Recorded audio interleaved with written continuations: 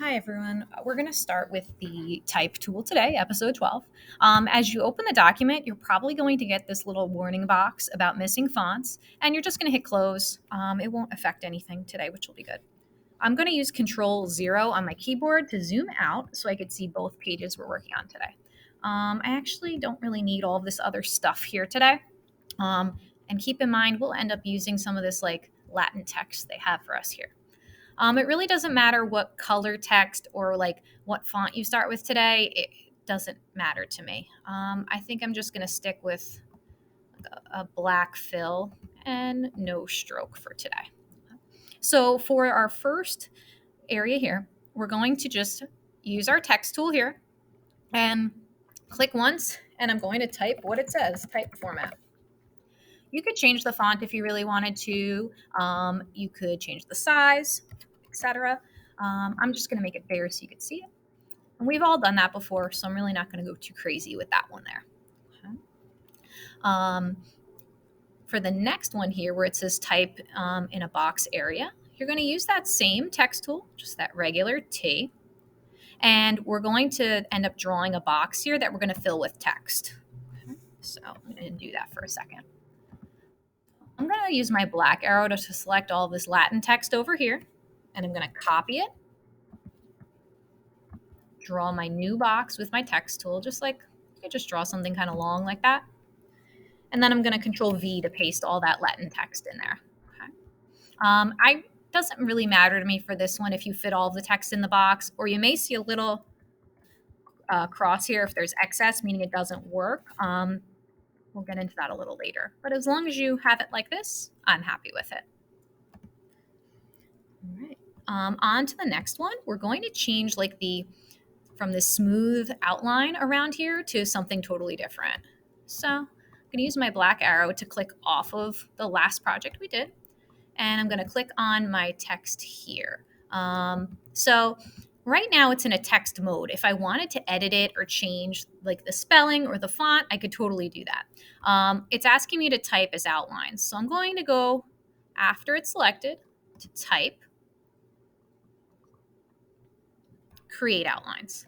Okay. And what changes now is that like the text has pretty much been transformed to a shape. You'll should have a drop down here where it says basic, and it depends on what computer you're on. You may have a few different choices of lines here. So I'll choose this one for now, and you'll notice it totally changes the appearance of text. The ones you have here may be kind of boring, so you could also hit the little library here. I usually go to artistic, and then there's like a billion different drop downs of different types of brushes. Some of them are real thick, so obviously we want to be able to see the text still. So I would just lower your stroke to so that way we could still tell what this says for our project. That looks pretty cool. All right. For the next one here, we're going to use our touch type tool. So we're going to go back to this text drop down. So if I click here and hold that T, you'll notice there's like a bunch of different options. If for some reason you don't have your advanced toolbar on right now, you would still be able to find them under the three dots. They'd all be available here. So the touch type tool we're looking for should be at the bottom. It's like a T in a box with little dots around it. And the cool thing about the touch type tool is it lets us individually edit each letter. So your goal for this is I want you to make every letter look like it's kind of like floating, like I've kind of scattered it across this area. So I can just pull it over and use this little circle to kind of tilt it. Another cool thing you can do is you can enlarge it or shrink it too. So the goal for this is just that you're moving each letter around like I shook them up out of a box and kind of scattered them everywhere. Move them around. That's really it. So I'll just do it on this part so you can see what I'm talking about. So mess with making your letters larger. Mess with making your letters a lot smaller. Tilting quite a bit. Things like that. Okay. All right. So we're done with the first page here. And we're going to move on to the second one over here. So we're going to work on vertical text. So I'm going to go back to this big text menu here, and you'll see it's the fourth one down. It says vertical type tool. It's like a T with an arrow pointing down. So the text tool turns on its side, and I'm going to click on it. And you could just type vertical text. They spelled it incorrectly, but that's fine. I'm just going to type vertical, so you'll see all your letters stacked this way. All right. I want to make sure that they're facing this way. They're not turned on the side. They should be still facing up. For this one here, it looks like we have some like Tetris pieces, and we're going to fill them with this text here. So my first step is to use my black arrow, click on the text and copy it. And then this shape's already been drawn for us. So I'm going to use this guy here, the area type tool, as it says type in an area here.